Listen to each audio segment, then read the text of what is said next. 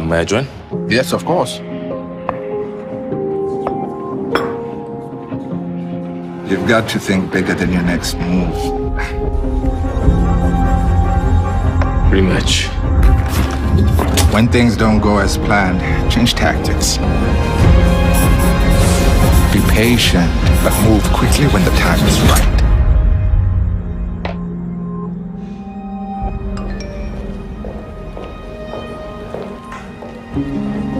Think a strategic partnership with a deeper understanding and expertise that allow quicker decisions and growth.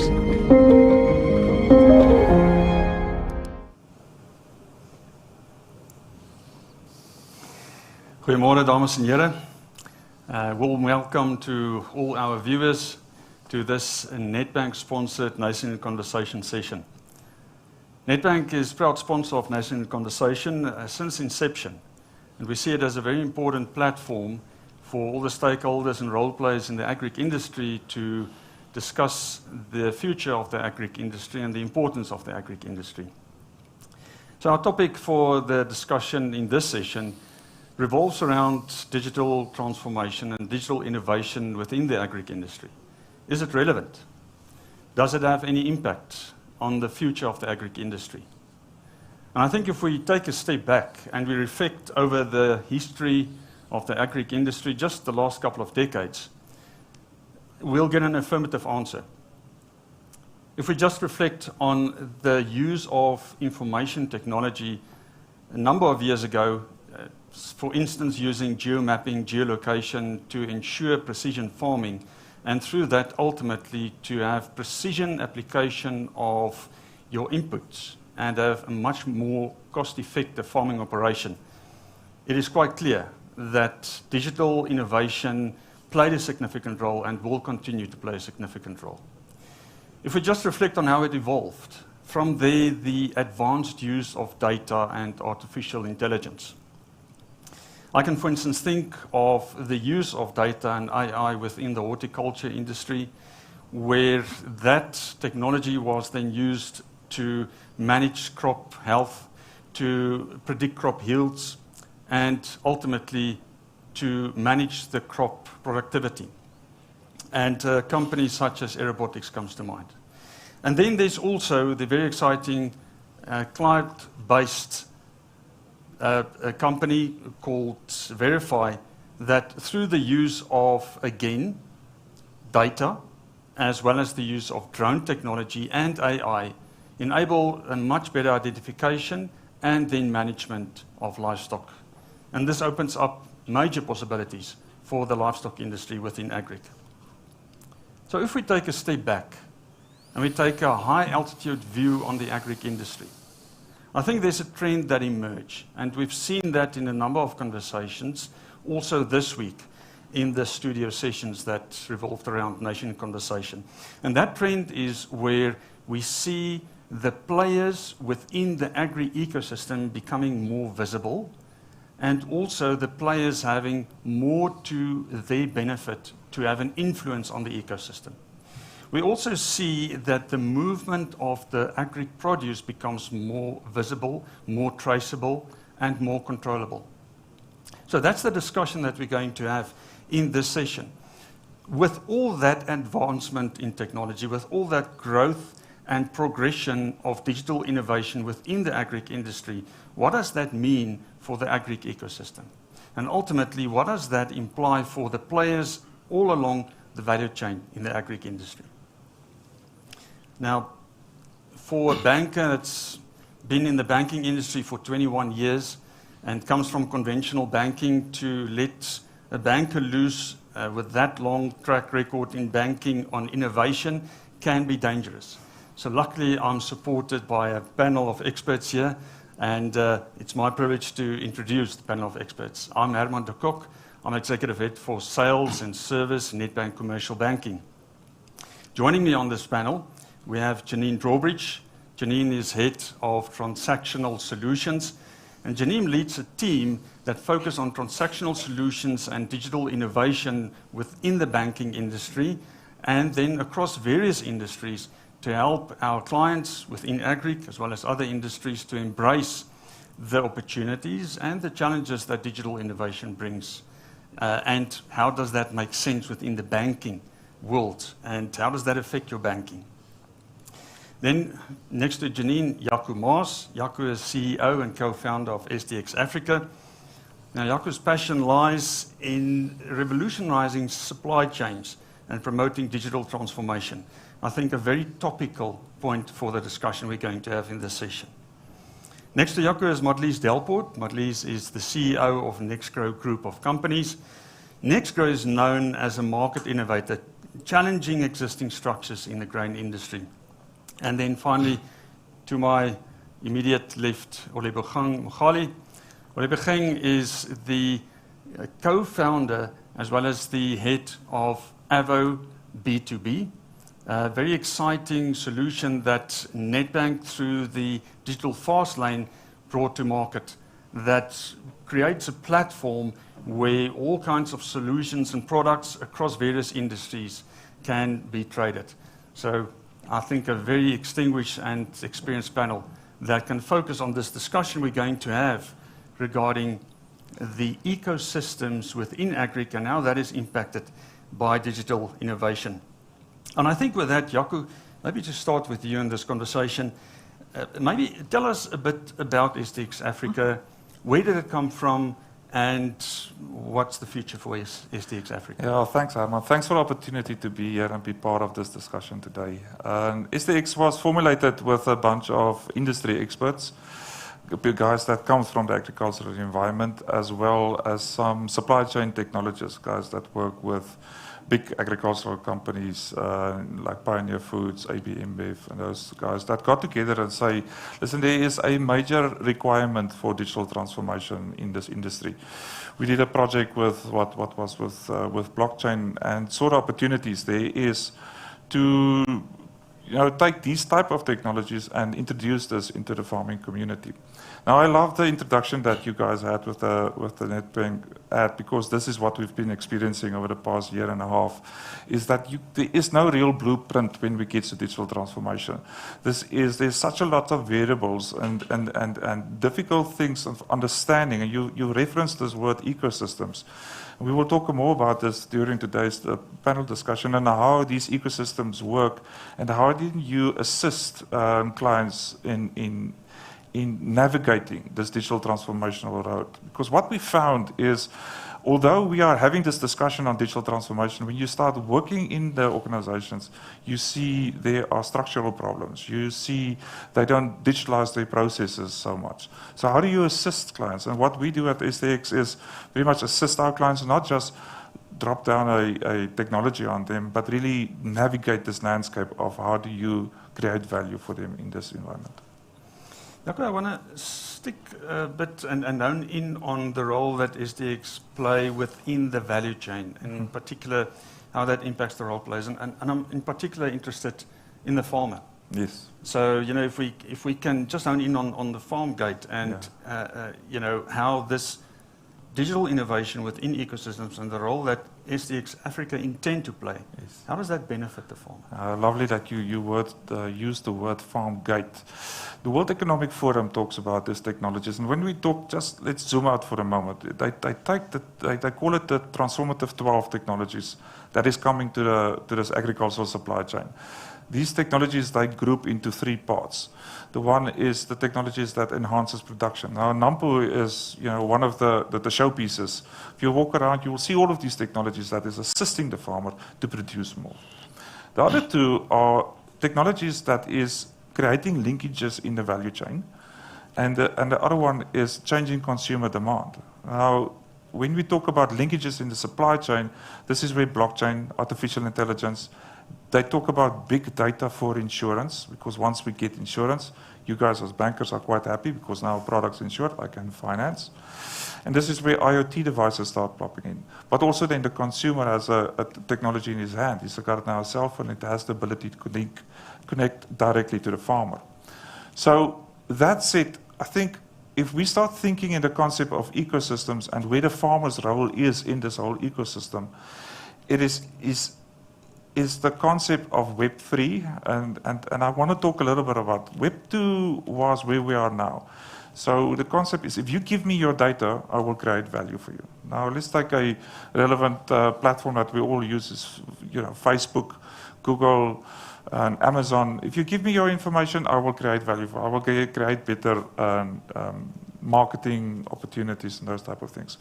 But we work in the type of environment we're going now with Web3, is that if this information is then being owned by the farmer, and he can share this with anybody, that is where the true opportunity lies, so that it does not necessarily sit in one place, but he controls his identity in this whole value chain. I think the farmer's identity, that we're seeing a major gap that's happening from the farm gate further down the supply chain. Something needs to fill that gap once it gets to the next part in the evolution. Very much within the ecosystem. At least I think it's good time in the conversation to bring Nextgrow into this conversation. Can you tell us more about Nextgrow? Yeah, sure. Thank you. Good morning. Nextgrow uses digital technology also to create market access and market efficiencies for producers. So first and foremost, it is a network of virtual producers where we create strategic volume marketing opportunities for producers, where typically they can extract better value for their offering than if they go to the market singly. And then also we use track and trace information to enhance that producer's offering to the market. We can also realize a premium for his information because, as you said, consumer preferences are changing, processes, preferences are changing, and we need to keep up with that demand. And the traceability and the transparency of the food chain is becoming of utmost importance. There's also a big movement towards on-farm storage of grain. And that on-farm storage needs to be formalized, it needs to be tradable, and then it also needs to be accompanied by track and trace information, separate storage, identity preservation, and so forth. So we are very excited about our platform business online, digital, Next Deal. It's a basis discovery platform where we can now take that producer offering and show it to the whole market, not to a single buyer. And then we can also decommoditize that producer's product to show exactly what he has to offer. He has a certain cultivar, he has certain quality parameters that he can bring to the market, he has outloading efficiencies, he has working hours that he can compensate for load shedding at other localities, and we bring that to market in Next Deal. At least we touched on a producer. Same question to Jaco. Very interested in just unpacking of the benefits for the farmer in this context. You started to touch on it. It's when we start to explore digital innovation and just see the pace of change, one immediately starts to put up your defenses and say, is this really going to be beneficial for the farmer? Is Nextgrow and what you offer beneficial for the farmer? If you have an offering that's not beneficial, that offering is not going to be in the market for very long. So what we focus on is efficiencies in the supply chain to realize value for the producer, because ultimately he's a price taker. And any saving in the chain you can obtain, you can pass on to the producer. Any buyer can never ever have the best price at all times for a consumer. So what needs to happen is that farmer can show his product to the whole market, a whole array of different types of buyers, and he is guaranteed of the best price at any time, regardless of who the buyer is in our Nextgrow ecosystem. And that is challenging the traditional marketing values that we have under existing companies. So we're excited about that. It creates value. Next Deal is a completely transparent online platform business. We have minimum standards and only qualifying buyers and sellers. We have more than 61 registered buyers at the moment, and every single offering of grain has traded on Next Deal. So it's been very successful in that regard. And then the whole offering of making grain behind the farm gate tradable, insurable, and financeable is of utmost importance. So we've created an ecosystem of minimum standards. That grain is now insurable. We finance it in partnership with Nedbank as well. We can take it to market, we can finance it for a buyer as well, and it has its separate identity preservation information. You touched on the partnership with Nedbank, and I want to pull Janine into the conversation. Janine, with your team of transactional solution specialists focusing on transactional solutions, digital transformation, and the solutions that we take to our clients in Nedbank Commercial Banking. Can you elaborate on the role that Nedbank Commercial Banking played in this journey of Nextgrow and Nextdeal? Yes, absolutely. So at Nedbank, we strive to be digital first and first in digital. So this opportunity really aligned with our vision and reinforced our sustainability efforts. So when Madeleine came knocking and exposed us to the Nextdeal platform, she explained that they wanted to power the platform with a payment capability that was cost effective, firstly, quick to settle the farmer, and also provide escrow comfort for the participants. So we were quite intrigued by this. It meant creating a bespoke solution, and we got to work to develop what we call the Nextgrow private label closed loop system, or as Nextdeal referred to it, the e-wallet. So basically how this works is we onboard the farmer as a merchant, a Nedbank merchant, onto the platform so that he can accept payment for his produce. We then onboard the off-taker as a virtual card holder. This virtual card is not linked to an association, it is closed loop, and it is pre-funded, and the off-taker can then purchase through the platform using that card. Nedbank then facilitate the payment as well as the escrow capability by putting a reservation request on that card, and that is only settled once the contract conditions are met and both participants are happy. So this is really an ecosystem-focused payment solution and unique in market given that there isn't an association linked to the card, which means we can keep the cost per transaction as low as possible, delivering the low-cost, quick settlement, really best value to both buyer and producer. We're touching on platforms. I think it's time to bring Avo B2B into this discussion. And maybe just to go back, as we went into lockdown in 2020, at that point, Nedbank launched Avo into the market.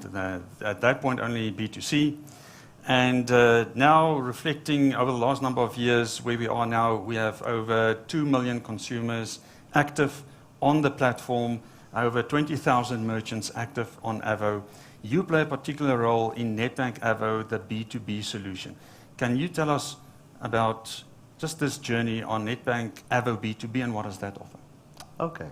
So I think, as you've mentioned, we started our journey with a B2C play.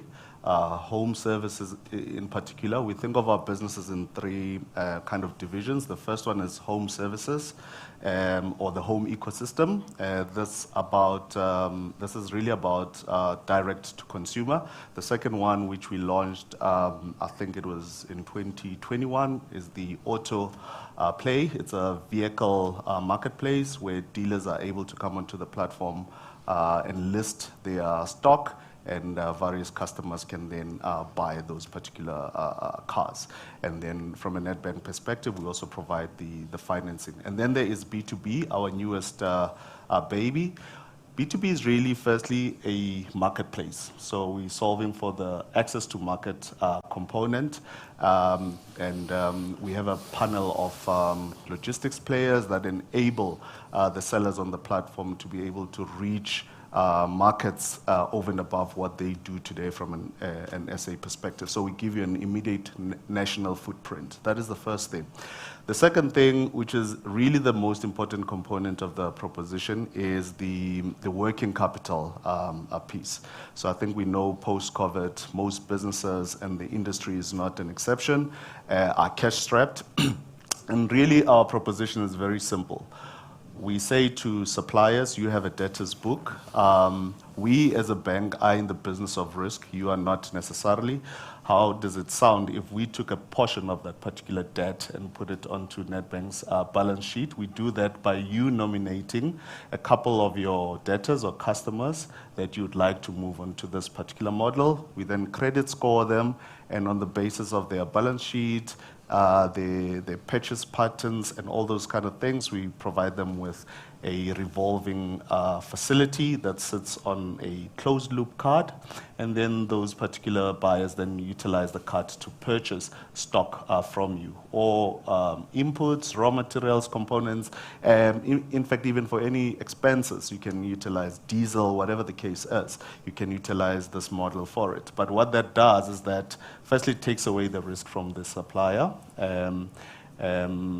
You get your cash earlier as opposed to 30 days per statement or whatever the case is.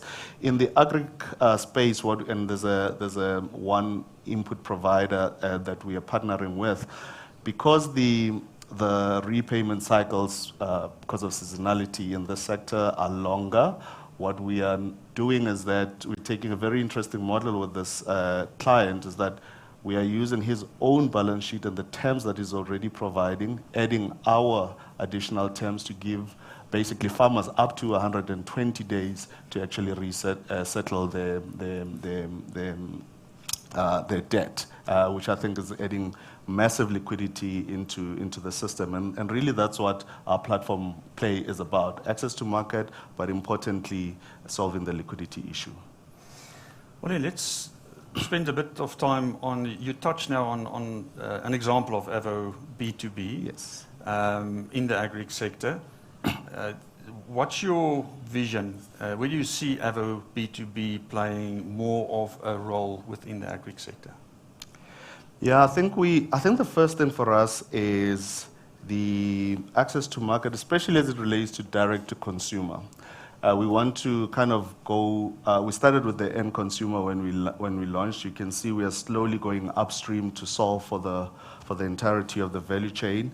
As an example, today we already have a couple of OEMs as well as especially FMCG manufacturers that are listing their products on our consumer app, right? So suddenly there's a very simple and low cost direct-to-consumer platform that they can leverage, right? If we can do that for the manufacturers, surely we can also do it for the farmers, whether they are at a commercial scale, small scale, or even subsistence farming. I think that's kind of the first point. The second point is to partner with colleagues like this to use more of these digital technologies to create more transparency in the system, more integrity in the system, using technologies such as blockchain, using payments capabilities such as the escrow service. Our platform also works on the basis of an escrow, which especially the buyers, they love because it gives security and safety of their payments, you know. So, but I think the most critical thing is how do we inject more capital for productive purposes into the ecosystem, and Nedbank has chosen this Avo B2B as one of the routes to actually assist with working capital optimization. I already see another question that starts to emerge, but I'll leave that for a bit later, but maybe the panel can chew on that a bit, maybe it's already in the audience, but if you have different platforms within this ecosystem, what's the future of commercially beneficially collaborating? But we'll touch on that a bit later. I want to quickly switch to Janine. Janine, the role that your team plays in Nedbank Commercial Banking, focusing on the mid-sized corporates, is in particular to bring transactional banking solutions that ultimately assist that entity to improve their working capital cycles, make it as efficient as possible. Now, within the agri industry, and particularly where your team plays in the secondary agri, more on the input side, the role players at that side in the value chain, how relevant is this whole discussion around digital innovation and understanding your place in the ecosystem and the role that you have to play? Is it relevant to and beneficial only to the farmer at farm gate or across the value chain? No, extremely relevant. I mean, COVID saw our bricks and mortar traditional trading mechanisms flipped on their heads. And we saw wide-scale adoption of online shopping and contactless payment methods. Many businesses have had to pivot. In the growth that we've seen in e-commerce itself, we believe it's a hygiene factor for businesses, all sectors, to have a digital presence. Platforms bring resources, they promote resources, and they highlight participants or connect participants. Agricultural or aggregator platforms rather facilitate that trade, but they often operate from like a centralized hub distribution model, which doesn't necessarily connect, the buyer and the seller directly. And this ecosystem play that we are talking about today, and that ecosystem and full value chain, we see as particularly valuable across agri and all sectors. It's connecting the dots in that value chain and really making sure the efficiency is there. So ecosystem and platform and e-commerce, we believe, is the next step. It is one of the #1 growth factors of businesses over the next 10 years. And we believe that South African businesses need to review their strategies and make sure that digital and e-commerce feature in their strategic direction. And we at Nedbank are happy to provide that technology and enablement. Jaco, coming back to you and listening to this conversation and knowing your passion to just bring innovation to ensure sustainability in the agri sector and along the value chain. If you listen to this conversation, are we moving in the right direction? Are we, in the whole direction that digital innovation is going, ensuring a future-proof agri sector for South Africa? Yes, thanks, Herman, for the question. I think, brilliant. All the technologies that we're talking about, it just emphasizes, the South African spirit and creating these type of things. So we talk about ecosystems. Now let's just take a step back and think about the ecosystem, and think of the ecosystem in your garden or here in the land. There's various participants in this ecosystem. There are various role players in this that needs to work together in a collaborative type of way to achieve a certain goal. That interactions are complex, and needs to be managed in an environment that creates that value to all of us. So the thing is that how do we create an environment where all of these technologies can start sharing information with each other to generate value that is applicable to me? So I don't necessarily want all of your information. I just need a specific type of information that can raise a flag in order for me to deliver a certain value for you. And that's what we at SDX has developed this platform that's called AgriTrust. And I think, talking about agriculture and technology, you must not take away the fact that it's a highly, highly trusted environment. You can do nothing with technology if the ecosystem does not trust you as a person, doesn't trust your technology. So the agricultural environment is very much built on that trusted relationship, and that's why I'm saying technology is more about people than it is about blinking lights and servers and networks. So what we've done is to create this environment that then runs onto this blockchain to link each other up through by just establishing a node, linking the specific application to this network, and start sharing information through communication channels that we set up to say, listen, I want to share a certification with you that might be relevant for you to sell better on your platform. Or there is a sustainability.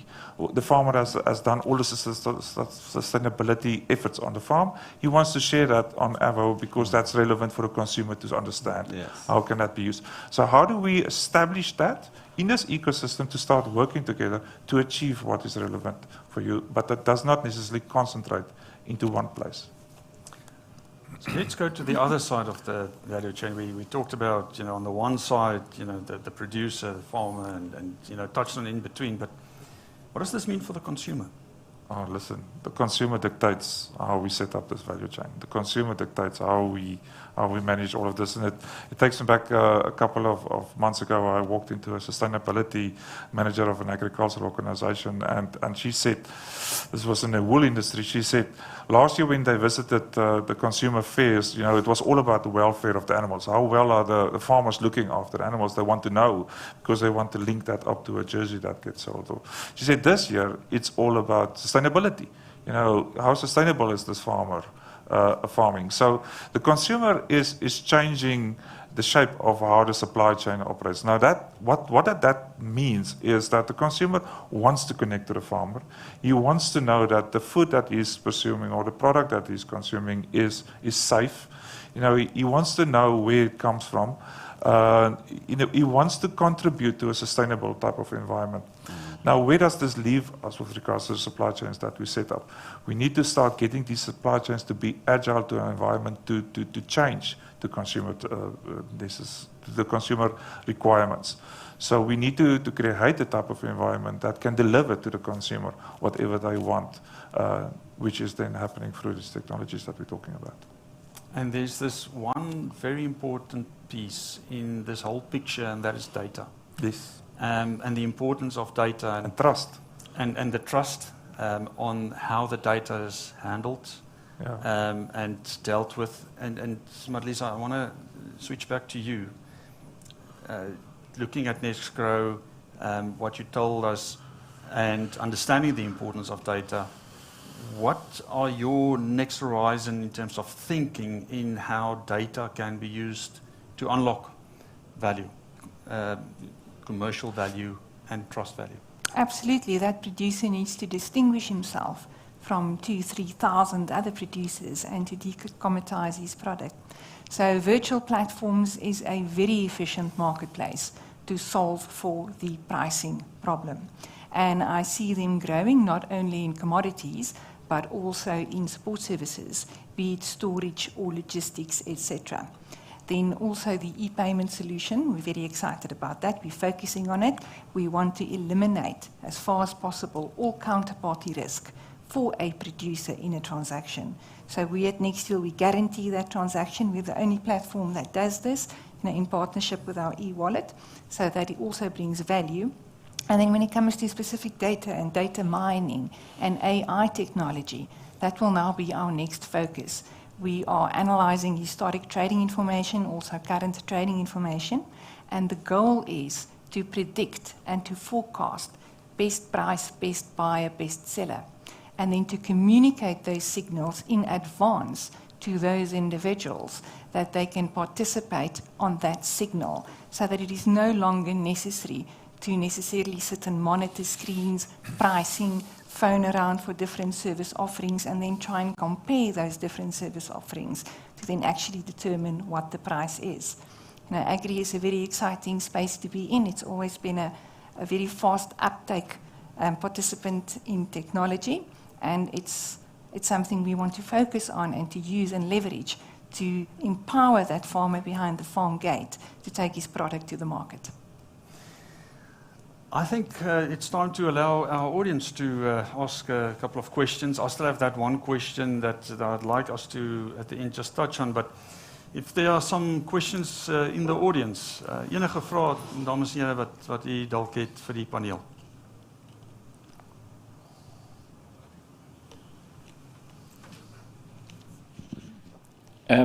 Maybe a question for the panel, and it's partially been answered, but what I'm really looking forward to is how we sort of unlock the value chain finance. And I think Nextgrow is an example of just the beginning of the opportunities going forward. So I hear the working capital unlock that Nedbank Avo is looking to, but I'm looking at the sort of end-to-end trade finance. One good example might be livestock, but it could be any sort of commodity. So maybe a question to Jaco, I guess, is where do you see this going? Because banks have traditionally focused on tangible security, the land, and now we've got all this wonderful information. But is that of value to a bank, and will that unlock value chain finance? Yeah, thanks for the question. My passion is livestock. I really think there's great opportunities. It's not just the current commercial farmer, but also in an emerging sector that there is great opportunities. Of course, but yeah, talking about livestock, let's just talk about the new technologies and then see how does this allow us to start unlocking value in finance of livestock. if we take a IoT device, which is an RFID tag, and we put that into an animal's ear, and I must say, just a disclaimer, as my sons, I've also worked in banking for 10 years, so I understand how the bank thinks.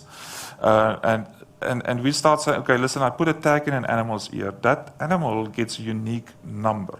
That number can now be classified as ownership to the bank, and you can get a special notarial bond to say, this animal has been serialized, I can now finance him. So I can identify him by giving him a digital identity.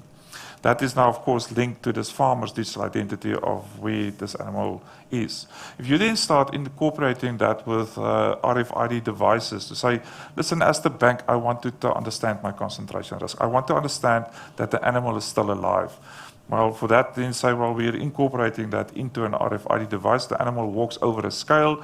I can measure because I've accredited the application. I can understand that this animal is alive because this device has told me the animal is alive. And I can see it is increased in weight because weight increase means more money, means more security. Now, let's say I'm financing 3,000 ewes in the middle of the Karoo, and I've got this device that's sending me as the bank a ping. And this is what I'm saying, understanding how the ecosystem works. All that the bank wants to know is that this animal is alive and it is gaining weight. The information that the farmer wants on his platform is different stuff. He wants to understand his productivity and how the animal grows and all of those type of things. But the bank just wants to understand that his security is safe. So if you've got these animals walking over the scale, it's increasing in weight, and it pings the bank to say, listen, your security is fine. These devices that's linked to the Internet of Things are telling me that my security is secure. Now let's take the counterpart of this. These animals are walking past, and we're financing 2,000. All of a sudden, 200 is missing. So something raises a flag and say, hey, Nedbank, I think you need to send somebody out that you've accredited to go and check what happened to these 200, because the last 2 weeks, these 200 animals hasn't been registering any weights or they're not alive. Now we're understanding concentration risk. The alternative would have been that once a year I will get to the farm, I will do my review, and then I'll see, well, 2,000 animals are missing. They've been sold, I don't know where they've been sold to. Even if we go to the selling part of it, say, well, we're selling this, we are selling that to accredited abattoir. The abattoir has been validated, so when that carcass moves through that thing, it raises a flag to say this animal is under security at the bank, it's been financed, therefore there's a decision on that to say you need to first pay Nedbank before you can pay the farmer. And that's how we start utilizing this technology. And this is how I would like us to start thinking. And that's, the cry out to say, listen, Nedbank, tell me what are the risks that you would like to manage in the supply chain? And we can incorporate that by working with the farmers to start unlocking them. The livestock industry has gone through a tremendous droughts. How do we create them the ability, and sorry, just to interfere myself, they went through droughts and they used their finance to feed their animals through that drought. Now they don't have any money left to restock. So how can a bank like Nedbank get involved to help these farmers restock their farms? And that's how we do that. Thank you, Jokke. Any more questions? I want to come back to... Asseblief.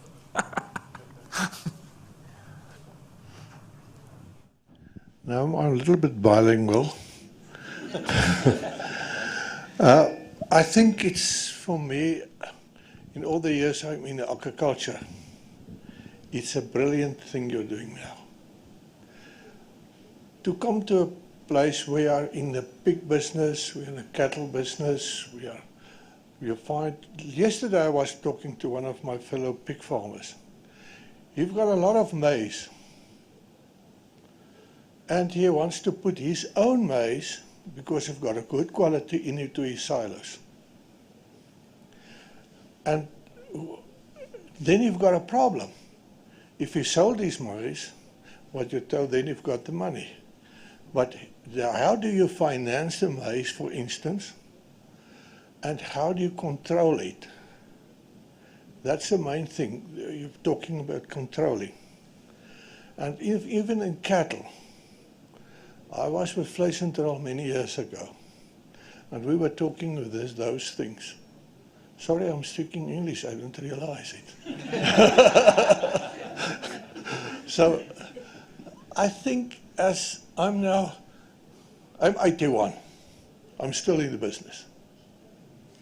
And for me, I came to Nampo just to see how we're moving, all those things. And suddenly I realized that bank now, Nedbank, have got some knowledge. In the meantime, I don't know, when there was many years ago, they haven't got all the knowledge they've got now. Not because of a person, because of we're moving forward. Nedbank 20 years ago wasn't the same than now. And I think it's very innovative. But I'm asking you, okay, how do you, I'm putting maize, because I'm going to practical. I've got maize, and I want to sell it and put it into my silo. And how do you control it? The cattle, I can't put there's a practical thing, we couldn't put the cattle, everything. There was a CMI was also doing this, that was from when I was working with them. I've got a question, how do you control it? Ek sou in Afrikaans kon antwoord, maar kom ons bly maar by Engels. But because of people who can't speak Afrikaans. No, thank you so much for your question. We had exactly this problem statement that we started off with, and in the last year, I think we empowered 5 individual producers with exactly that problem. They have either their own mill, perhaps, so it's their own maize on the farm that they use for their own mill, or they sell to a single buyer that collects the maize at a later stage, and in the meantime, that grain is outside of the mainstream, and they need to finance it themselves. So what we do is we have created our own set of minimum standards of grain quality. We've linked straight to the weighbridge. Immediately that information updates our data systems, our front ends. The financier, us as well, we can immediately have sight of that load going into the silo.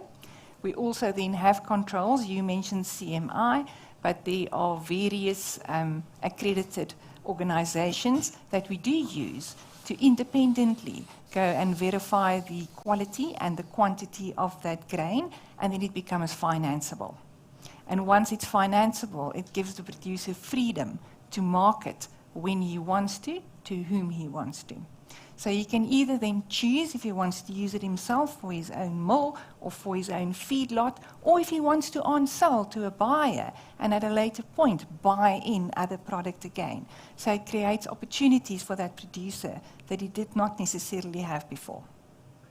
Okay, can he sell his grain on the open market on Safex when it is in his own silo? No, he can't sell it on Safex in his own silo.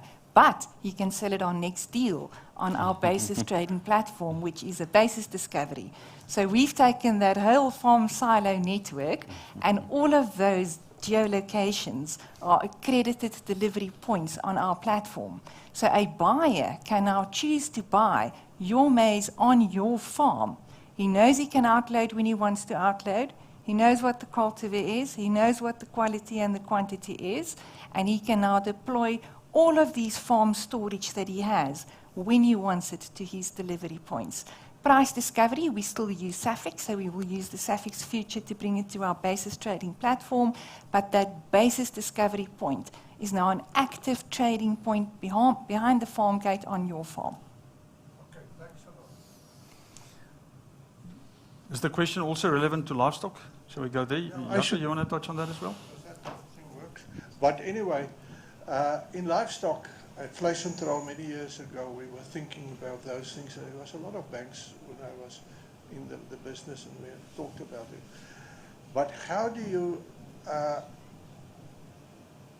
you supply people with money to buy livestock?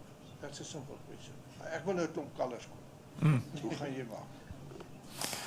Moet ek ekstra waarborge gee? Wat is my waarborge? Jy kan nie sonder waarborge. Jou waarborge is die beeste. Yes. In die verlede waar kon jy glad niemand kon beeste begin koop as hulle nie 'n plaas gehad het of ten minste 'n erfie gehad het wat hy kon. Hoe werkt die systeem nou? Yeah, so I'm going to stick to English. Listen, I think there is tremendous, when we think there's tremendous value in the livestock in South Africa. You know, this is a billions rand of capital that's walking around that nobody is financing. So when we look at the animal, and the bank will say to you, this thing is going to die. What if this thing dies? You know, my security is gone.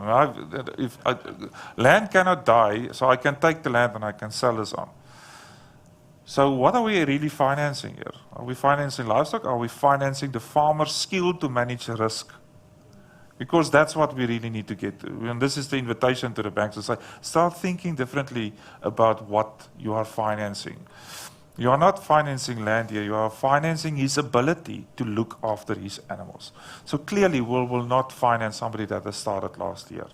But we will finance somebody that has a track record to say, listen, he has a 20-year track record of looking after his animals. So why will these things die?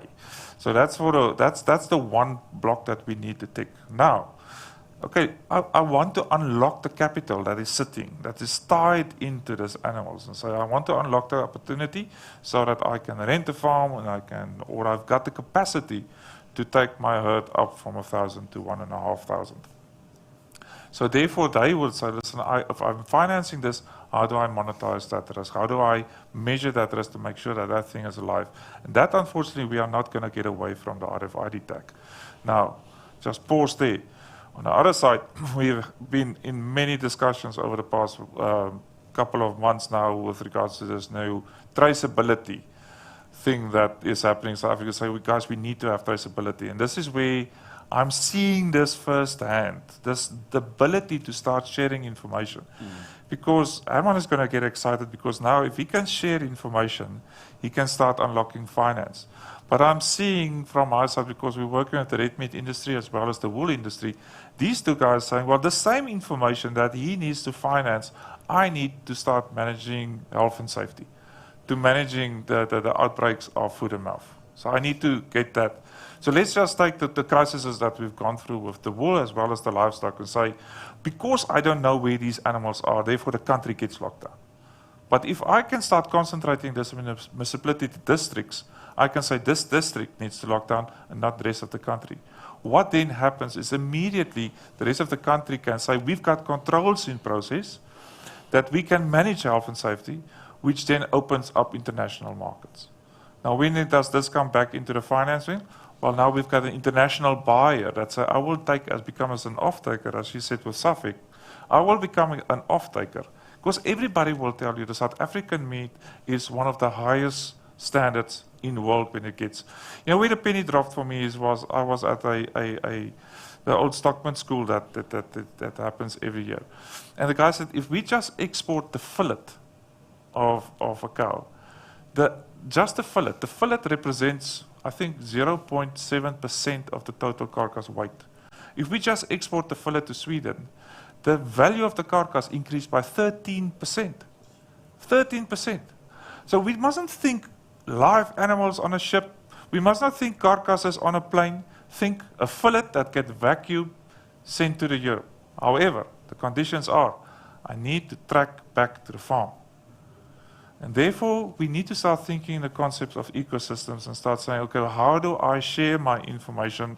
I, as a farmer, need to start thinking, so I need to put a tag in that. I need to create my digital identity so I can share that with the abattoir so that the abattoir can start exporting that.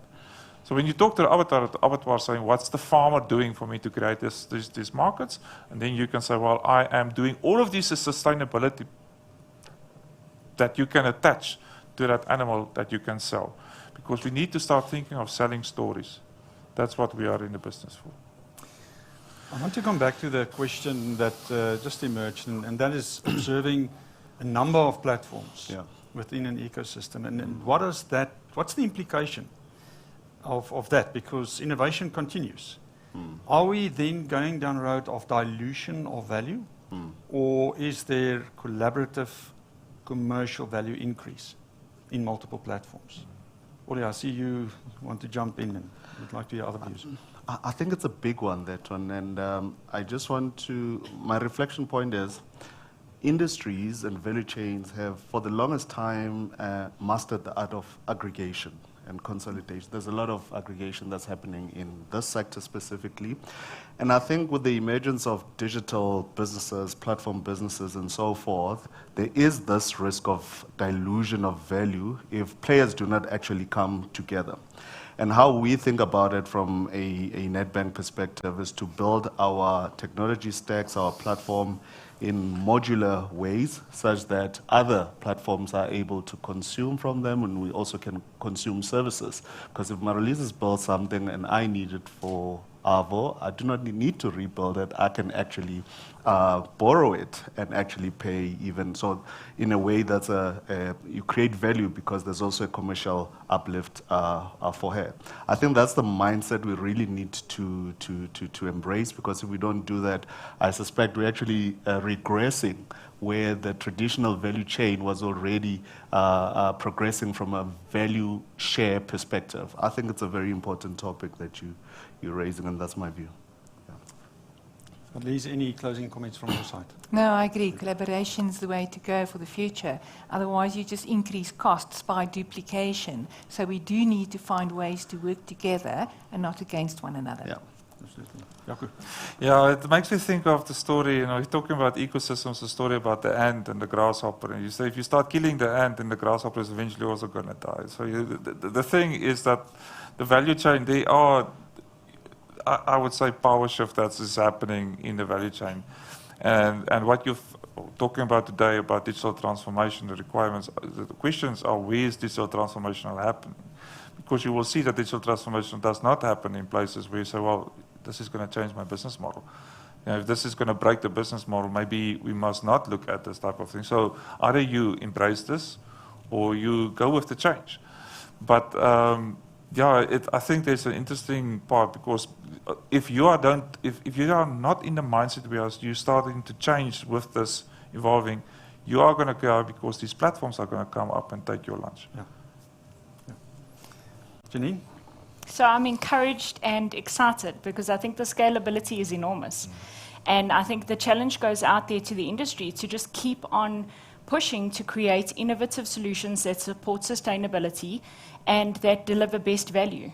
And co-creation is really the way of the future. So exciting times. So just to the audience and for our viewers, I think this topic can carry on for a number of hours conversation. No doubt it is challenging each and every player within an ecosystem along the value chain. The reality is that we are in a fast, innovative environment, and business models will continue being challenged. And those who adopt the digital fast lane, if I can borrow that word from Nedbank, will be in a position to understand where the value lies in the value chain, within the ecosystem, and the role that they can play in that. From Nedbank's side, again, it was a privilege to sponsor this session in particular, and overall to be a co-sponsor of Nation in Conversation. A big thanks to the panel of experts for your views and just making this topic so alive and so dynamic, which it is definitely. To everyone, if you want to reach out to Nedbank, we look forward to start the journey with you from Nedbank Commercial Banking and see your business grow. Thank you.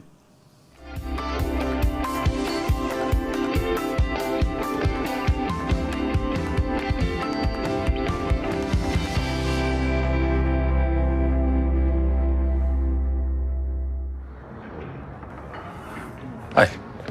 May I join? Yes, of course. You've got to think bigger than your next move. Rematch. When things don't go as planned, change tactics. Be patient, but move quickly when the time is right.